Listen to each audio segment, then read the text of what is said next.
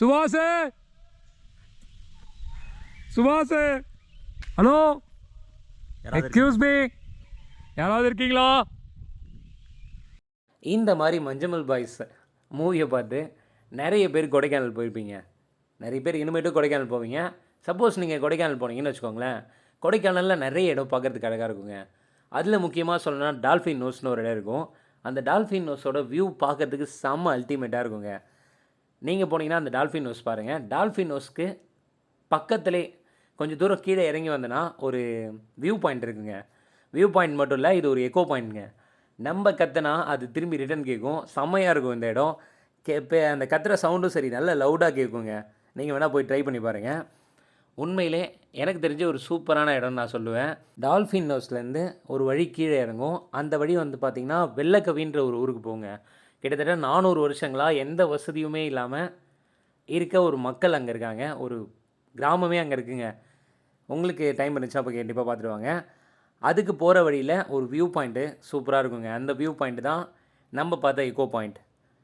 நிறைய பேர் dolphin nose போவீங்க. அங்கேருந்து கிட்டத்தட்ட ஒரு 500 மீட்டர்ஸ் தான். கொஞ்சம் கீழே இறங்கி வந்து பார்த்திங்கன்னா அல்டிமேட்டான வியூவோட இந்த இடம், இந்த எக்கோ பாயிண்ட் செம்ம சூப்பராக இருக்கும். உண்மையாக நம்ம என்ன பேசினாலும் ரிஃப்ளெக்ட் ஆகும். அதே மாதிரி அந்த ஸ்டீனரியும் பார்க்க ரொம்ப அழகாக இருக்குங்க. அந்த வியூ பாயிண்ட்லேருந்து பார்த்தீங்கன்னு வச்சுக்கோங்களேன், மலைகள்லாம் செம்ம அழகாக தெரியும். உண்மையிலே ரொம்ப அல்டிமேட்டாக தெரிஞ்சிச்சு. போய் கண்டிப்பாக ஒன் டைம் ட்ரை பண்ணி பாருங்கள். நீங்கள் டால்ஃபின் நோஸ் போகிறீங்கன்னா ஒரு 500 மீட்டர்ஸ் தான், ரொம்பலாம் லைட் ஆகாது. 500 மீட்டர்ஸ் கீழே இறங்கி போனீங்கன்னா வியூ ரொம்ப அல்டிமேட்டாக தெரியும். எக்கோ ஆகிற சவுண்டும் வேறு மாதிரி கேட்குங்க. எனக்கு ஃபோனில் எப்படி ரிசீவ் ஆச்சுன்னு தெரியல. ஃபோனில் லைட்டாக தான் ரிசீவ் ஆகிருக்கு. பட் ஆனால் நம்ம நேரில் கேட்கும்போது அந்த சவுண்டு செம்ம எஃபெக்டாக இருந்துச்சு.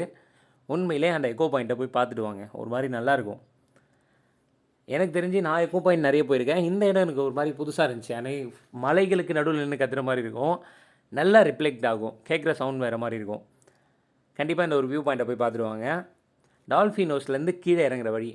ஆக்சுவலி எங்கள் டால்ஃபின் ஹவுஸ் போனீங்கன்னு வச்சுக்கோங்களேன், அங்கே நிறைய பேர் இந்த பலாப்பழம் அதெல்லாம் விற்றுட்ருப்பாங்கங்க. முடிஞ்ச அளவுக்கு எல்லாம் வாங்கி சாப்பிடுங்க. ஏன்னா வந்து அது கிராமத்து, இந்த நான் வெள்ளக்கவின்னு ஒரு ஊர் சொன்னேன்ல, அங்கேருந்து கிராமத்து ஆளுங்கள் தான் அங்கே வந்து சேல் பண்ணிகிட்ருக்காங்க. அவங்களுக்கு கொஞ்சம் ஹெல்ப்பாக இருக்க மாதிரி இருக்கும். போனீங்கன்னா ஒரு சிலது நல்லதாக வாங்கி சாப்பிடுங்க. முடிஞ்ச அளவுக்கு வீட்டுக்கு அங்கேருந்து வீட்டுக்கு எடுத்துகிட்டு வரது கஷ்டமாக இருக்கும். நீங்கள் வாங்கி சாப்பிட்டு வாங்க.